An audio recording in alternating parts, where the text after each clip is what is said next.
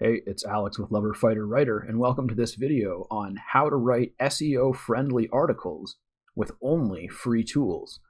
Now, if you've spent any time on this channel, you probably know that I am a big advocate of using premium tools. I use a lot of premium tools in my business, and I highly recommend that you check them out.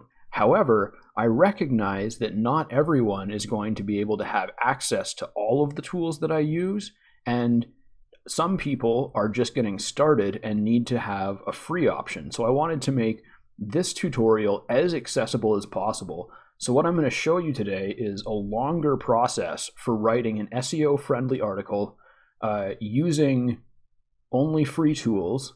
And at the end, I'm going to recommend a number of premium tools that you can use to speed this process up significantly.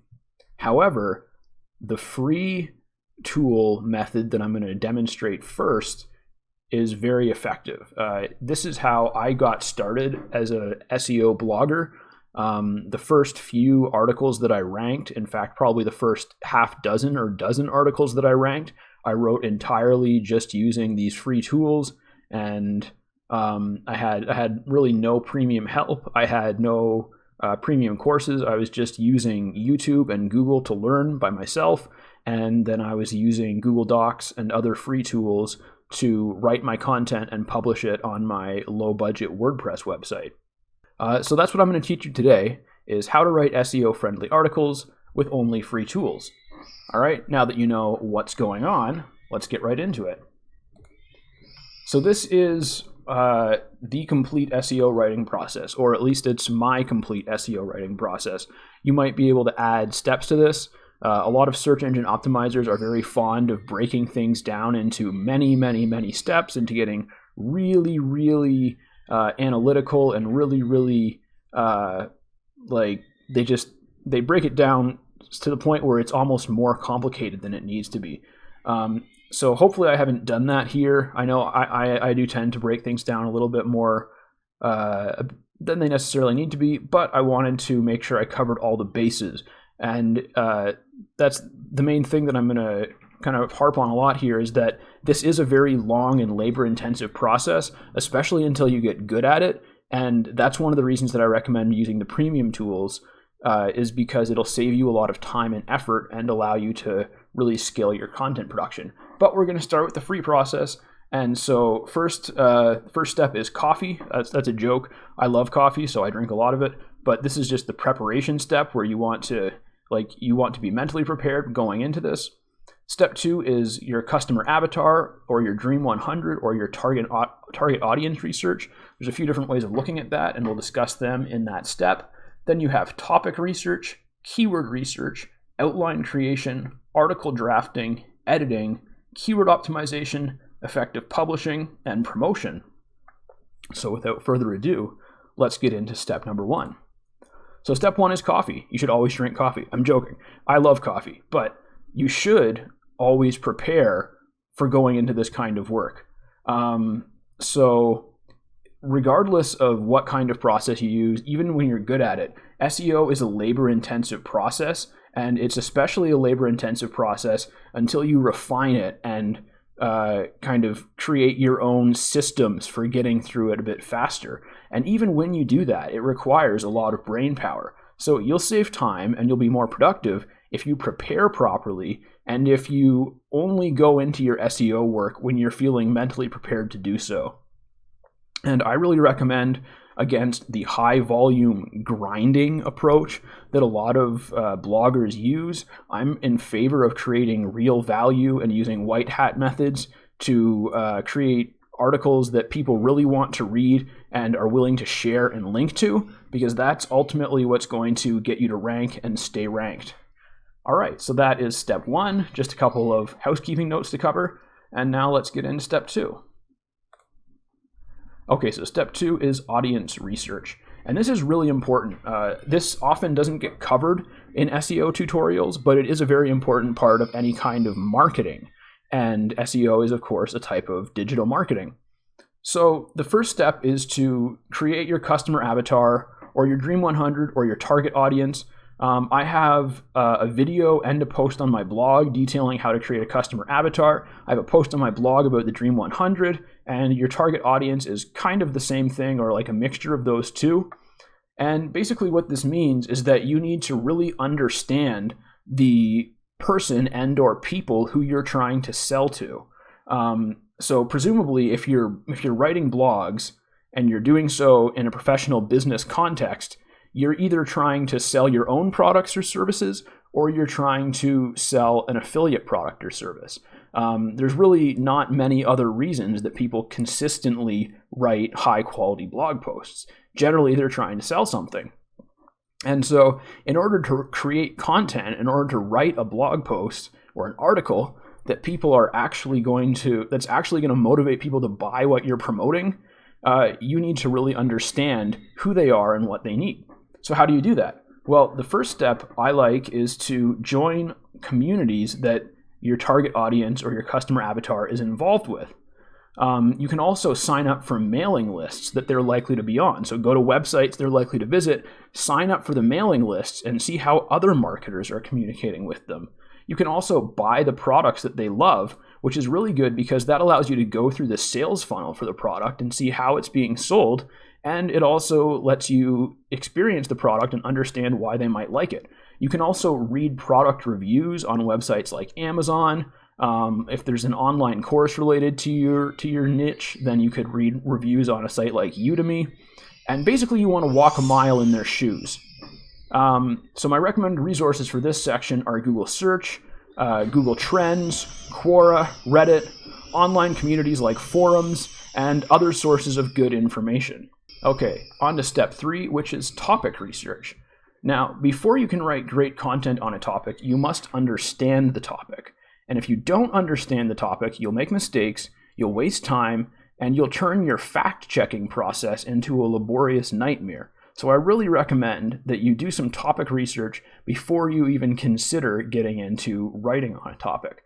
And the thing is that if you understand a topic, you'll be able to create better content than anyone who has less knowledge than you. I'm not saying you will create better content. I'm saying that you will be capable of creating better content than people who have less knowledge.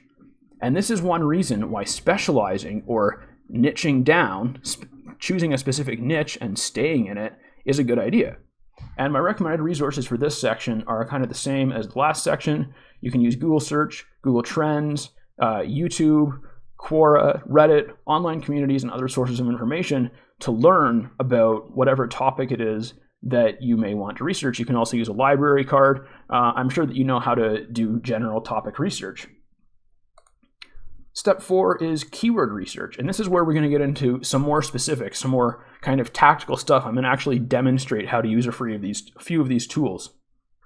So my recommended research here is Google Search, Keywords Everywhere, SEO Minion. Keywords Everywhere and SEO Minion are both free Chrome extensions, Google Docs and Google Sheets, and Ubersuggest. Ubersuggest being a free keyword research tool. So the first thing that we're going to do is to start by searching your main topics in Google and taking note of recommended searches and people also ask. So I'm going to pull up my other browser here, and you can see I've done a search for affiliate marketing for beginners, and that's the topic that I'm going to be working with here. Now, this is a highly competitive, highly coveted topic. Lots of people try to rank for this and want to rank for this, and that's why I picked this topic for this tutorial.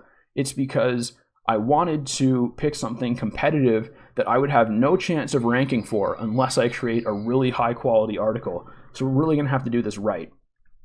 So anyways, I searched for affiliate marketing for beginners, and as you can see, we've got Ahrefs ranking #1, and then we have this section called People Also Ask, which includes a bunch of common questions that people also search on Google. And if you expand these, you get the answer, and then when you collapse them again, you'll actually have more questions than before. So what I'm going to do is I'm going to expand and collapse all of these so that I just get a huge list of questions here. Maybe I won't do all of them because it's starting to get off topic a little bit, but basically any that you like, you can expand and see the answer and then collapse, and it'll open up some more beneath it. And then what I'm going to do is I'm just going to copy all of these, Control C. I'm going to come back to here, and I'm going to paste them. All right, so that's pretty messy. I'm just going to clean it up a little bit. And if you're wondering why this seems like I don't do this a lot, it's because I have tools that do this for me, make it a lot faster, but we'll get into those at the end. For now, we're just going to cover how to do it for free. So anyways, now I've got all of these great people also ask questions in my document. And so let's just take a look at what we've got here. We have, how do I become an online affiliate? Can you get rich with affiliate marketing? How do I get affiliated? Does affiliate marketing work in 2021? Can I do affiliate marketing without followers? How do I get paid? How do affiliates get paid? Which affiliate program is best for beginners? So you don't necessarily I wouldn't necessarily have to answer all of these questions in my article, but it would be a good idea to answer most of them. And in fact, it would be a good idea to answer most of them explicitly, meaning potentially use one of these or use these as subheadings and then explicitly answer the questions beneath the subheading. All right, so that is one place that you can mine for data. You can just do a search and then expand the people also ask question and copy the questions. And those make really good ideas for keywords. They make really good ideas for questions to answer, and they make really good ideas for subheadings. And then if you come down to the bottom of the page, you'll find that there's also a list of recommended related searches down here.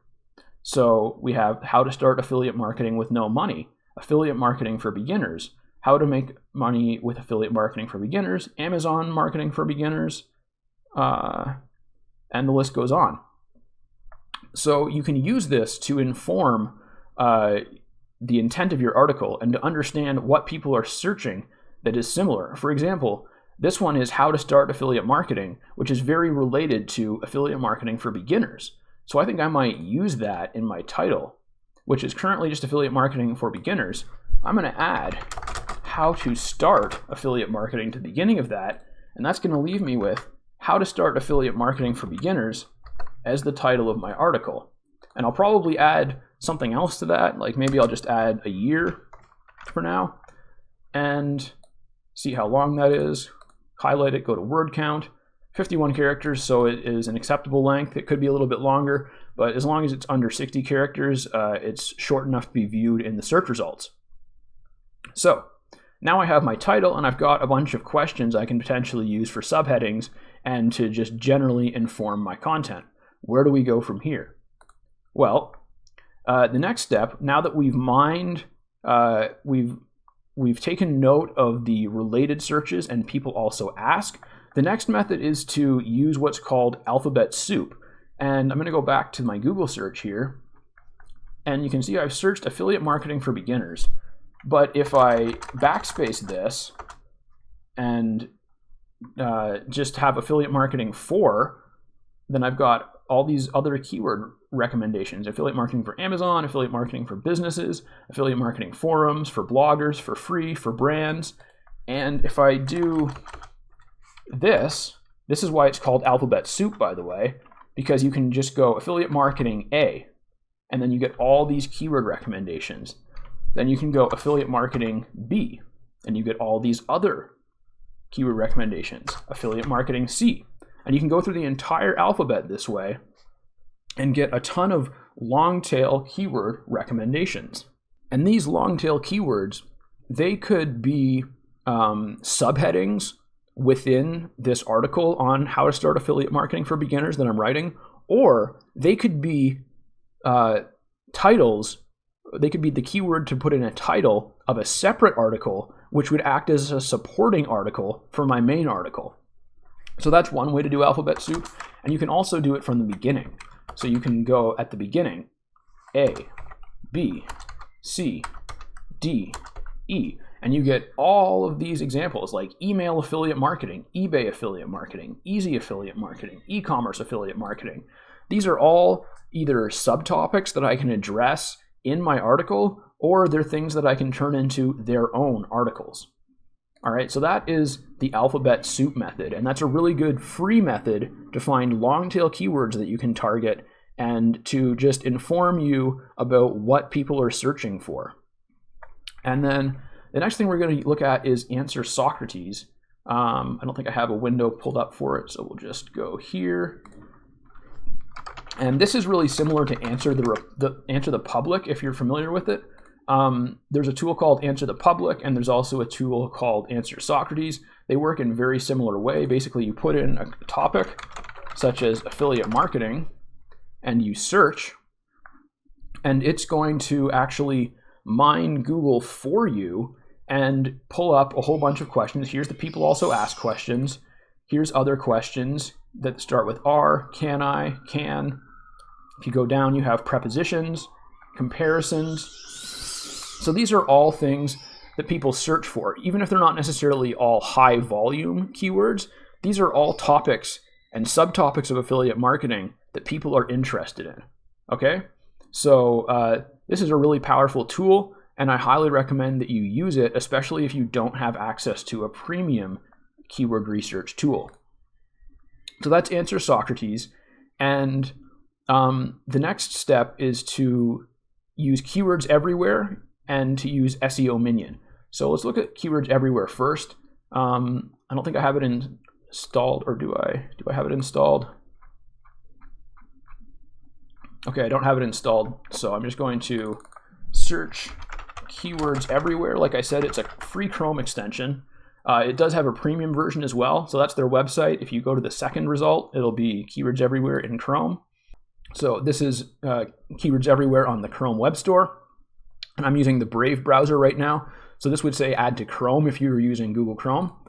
And so you just click on add, it asks you if you want to add it, you say add extension, and it's going to add it right up here in in my bar here. And so I'm just going to pin that to make it more accessible. And then this is the other free one that I recommend, SEO Minion. I'm going to close this and come back to my search for affiliate marketing for beginners.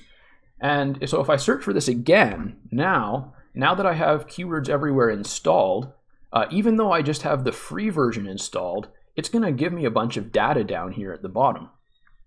So here we have related keywords, and you can just easily copy these and add them to your document.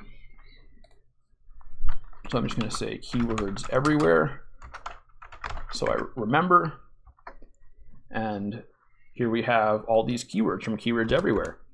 And if I come back here again, we also have people also search for. We have long tail keywords. Look at all these keywords that it's giving me for free. I'm actually going to copy these. And I'm going to come back here and add those as well. So now, just from using these three free methods, and I haven't even used all of the free methods. I only actually used like 2 of the 4 or 5 free methods that I just outlined. And I've got 2 pages almost full of keywords. All right, so this is really powerful stuff, and it's really the exact same data that premium keyword research tools access. It's just not as easy to manage. It's not as nicely presented, and you don't get as much data, like you don't get search volume data. But if you get a premium Keywords Everywhere account, you will get that data. All right, because the premium version of Keywords Everywhere will give you search volume data and some other data, and it's actually very affordable. But it's also very powerful just as a free tool. So that is Keywords Everywhere. And the next step is using SEO Minion. And SEO Minion is really cool. It's another free Chrome extension. I've got it installed right here. And so what you do is you go to an article. So here we have the Ahrefs Affiliate Marketing for Beginners article. And I'm just going to come up here. I'm going to turn on SEO Minion. I'm going to click on Analyze On-Page SEO. And this is going to give me a bunch of data about the page, including all of their subheadings, all of their heading and their subheadings. So I can just say show all headings, and I've got all their H2s, all their H3s, all their H4s, all their H5s, and H6s. And I can just look at it there, but I can also download it. If I just click download right here, it'll download that file for me. And then I'm going to come back here. I'm going to turn SEO minion off. And I'm going to close this. Come back here, and in my Google Drive, I can right click and say upload files, and I can upload this CSV export. And then if I open this and go to open with Google Sheets, now I'm going to have a nice spreadsheet full of all of the headings and subheadings that are used in the Ahrefs article. And if I just go here and I scroll down, I can hit Control-C, and then I can come back to my document, and I can paste all of these in here as a table. So you can paste it linked to the spreadsheet, or you can paste unlinked. I'm just going to paste unlinked. And now I've got all of those in a nice table here. And I'll show you why this is so relevant right now. So the next step in keyword research, now that we've compiled all these keywords, the next step is to extract and multiply the keywords from the competitor headings and other sources. So if I go back to my document,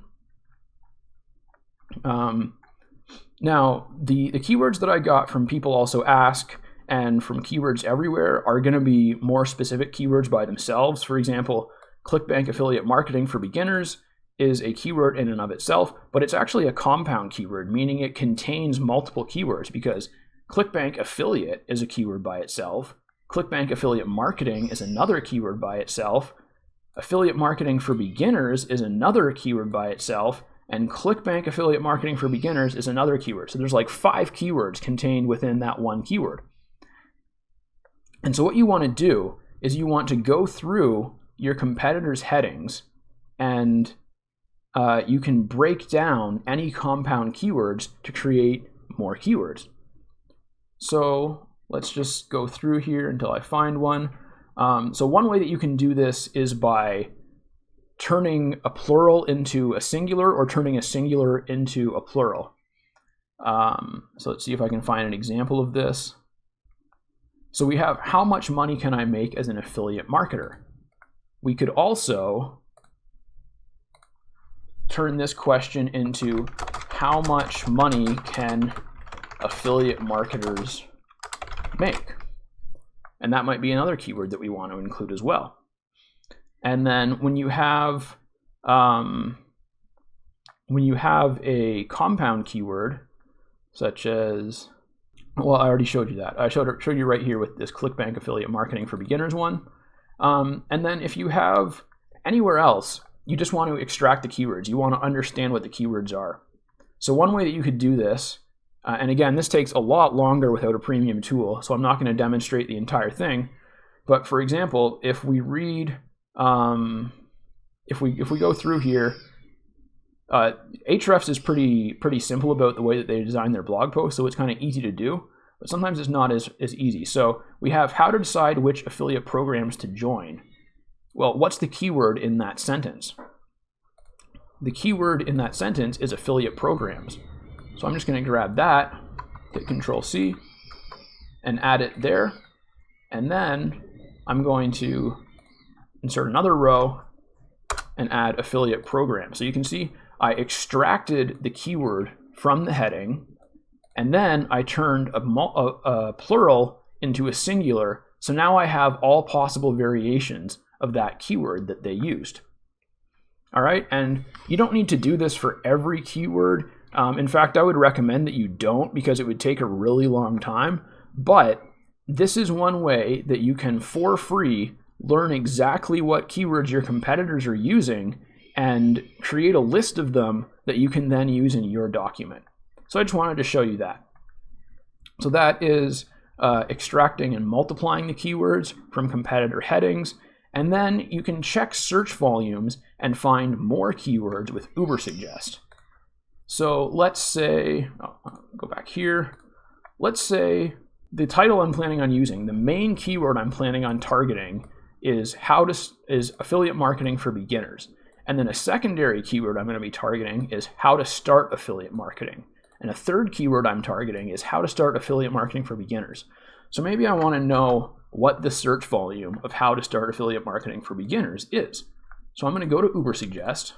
I'm going to paste this in here and make sure that you are, if you're just using Ubersuggest for keyword research, make sure that you use it sparingly, because you only get like 3 searches a day, and then you have to wait till the next day. So only use this for things that you really want to know the search volume of. And you can see in the United States, this keyword, this long tail keyword, gets 110 search volume a month, has an approximate SEO difficulty of 61 out of 100, a paid difficulty of 37 out of 100, and the cost per click is approximately 364.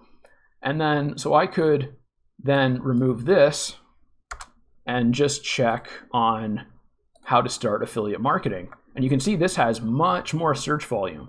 So if I manage to rank for how to start affiliate marketing and how to start affiliate marketing for beginners, or if I manage to rank for those 2 keywords, that's going to be over 3,000 monthly searches that I'm getting.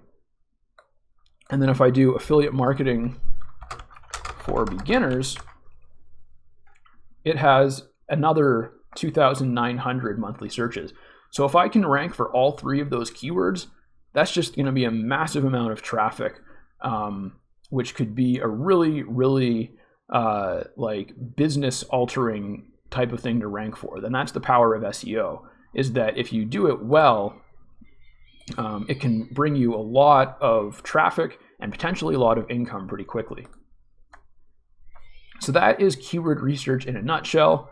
That is how you can find keywords, extract keywords, multiply keywords, and then get keyword volumes all for free. All right, let's move on to step 5, which is outline creation.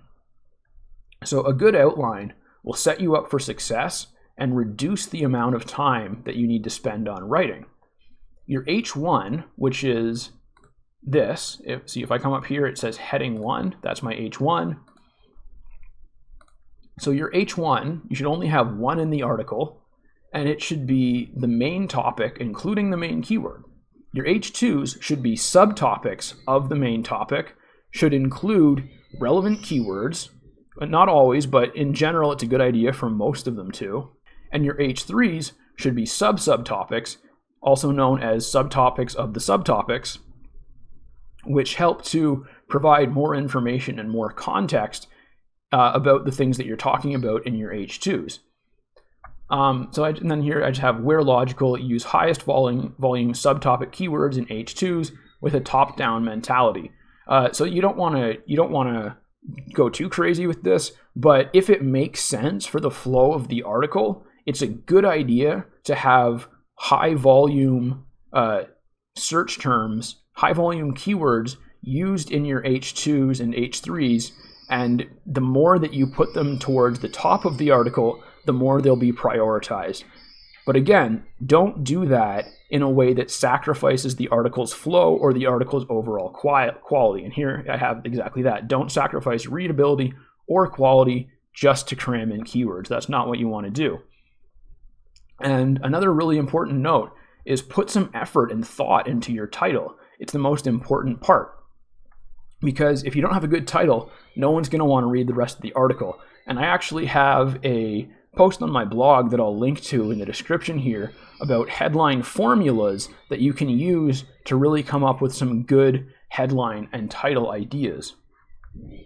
So when you're creating an outline, you want to make sure that you get it right, but you don't want to spend too much time here, because otherwise you can start to suffer from paralysis by analysis, and that is not what we want. All right, let's move on to the next step, which is step 6, article drafting. Now this is where you actually get to do some writing, and different people have different approaches to content writing. I prefer to write with a top-down method for the most part, meaning I start with the hook and the introduction, and then I go to my first H2, and then I do any subtopics of that in H3s, and I just work my way down, writing the article in kind of the logical order, the order that people are most likely to read it in. If I have an idea for something that comes further down into the article, I won't hesitate to jump down and work on it, but then I usually go back and continue working down in a top-down way. For me, that's just the most logical and the easiest way to do it, but if you find that it makes more sense to write certain parts first, go ahead and do that. There's no 100% right way to write an article. But remember, each section is responsible for getting the reader to continue to the next section. And really, each sentence is responsible for getting the reader to continue to the next sentence. So make sure that it has a logical flow to it. And you can try to use the keywords from the headings in the main content as well. So for example, if these are my main keywords, the ones that are contained in the heading, I want to use how to start affiliate marketing and affiliate marketing for beginners and how to start affiliate marketing for beginners. Ideally, I should use all of those keywords at some point in the main content, not just in the heading. And then in the main content, you also want to use any keywords that you weren't able to use in the headings. And just a couple of general notes about content writing. You want to use short paragraphs, punchy sentences where possible, and having structured data such as lists and tables really kind of breaks things down and makes it easier to look at and easier to absorb the information. People who skim through articles tend to have a much easier time with shorter paragraphs and with tables and with lists. So those are really good things to include.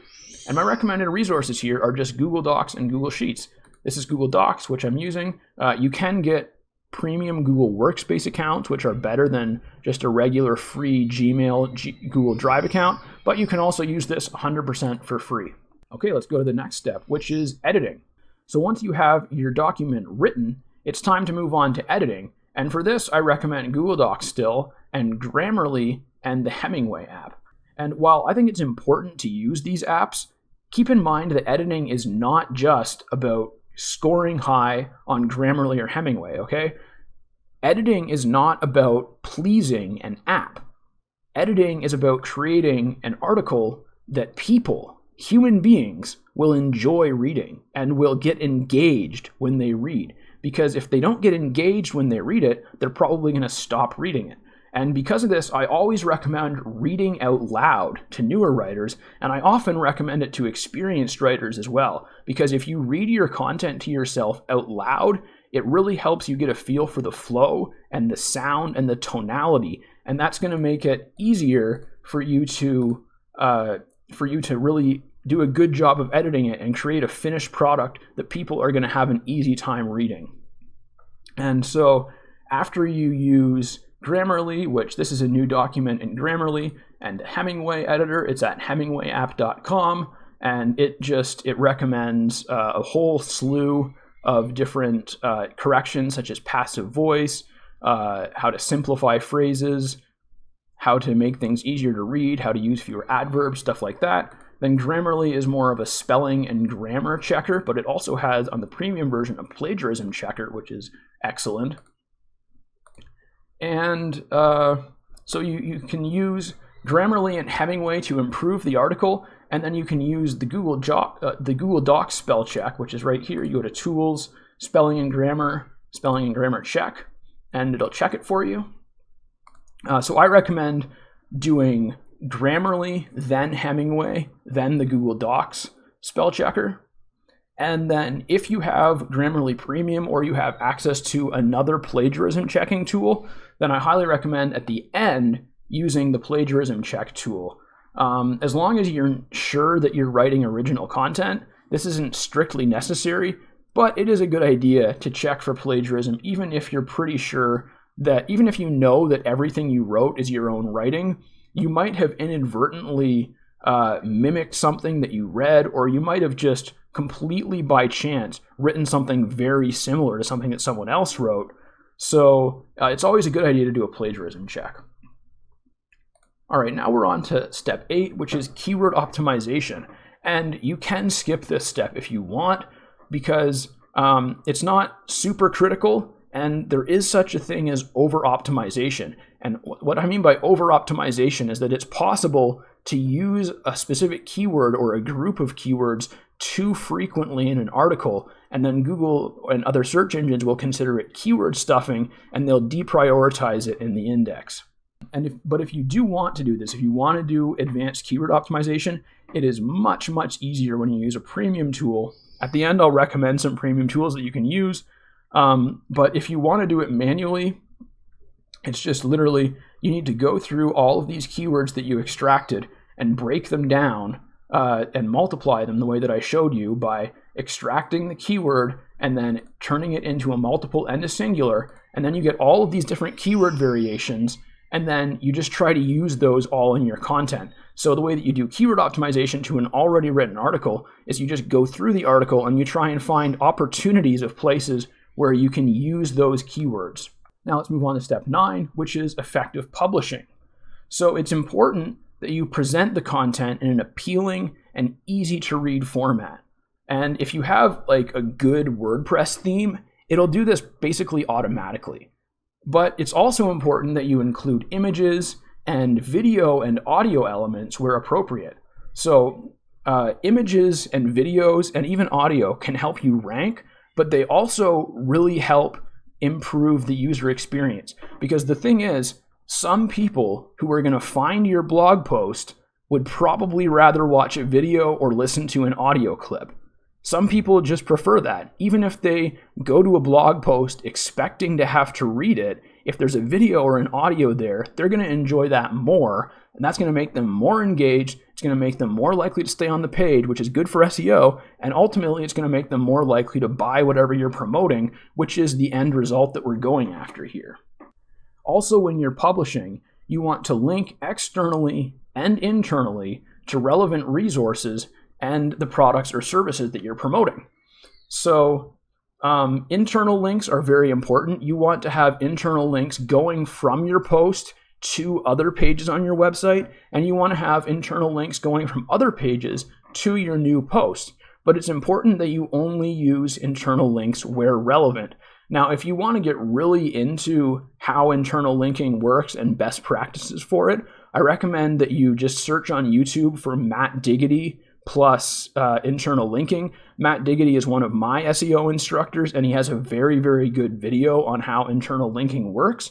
But from a basic perspective, just do it where it makes sense. Okay, so if I'm writing an article about how to start affiliate marketing for beginners, and I have an article on my blog about affiliate marketing strategies, if there's a section in my article on how to start affiliate marketing for beginners where I talk about affiliate marketing strategies, it would make sense to link from that section to my other article.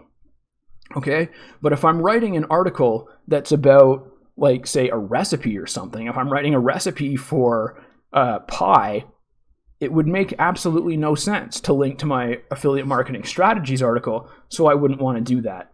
And the same applies to internal links that are coming from other posts to your new post. They're only going to help if they make sense. And for external links, you just want to make sure that you're only linking to really relevant and authoritative resources. Like, for example, one thing that a lot of people do is, in my article on how to start affiliate marketing, I could link to like a Wikipedia page or another really high authority website that explains what affiliate marketing is. And that would be a potential external link that I could use. And of course, if you're doing an affiliate post, you can also include external links to the affiliate product. Just make sure that you are setting those external links to affiliate products to no follow and to sponsored, because that's what the search engines want you to do, and they may deprioritize you a little bit if you don't do that.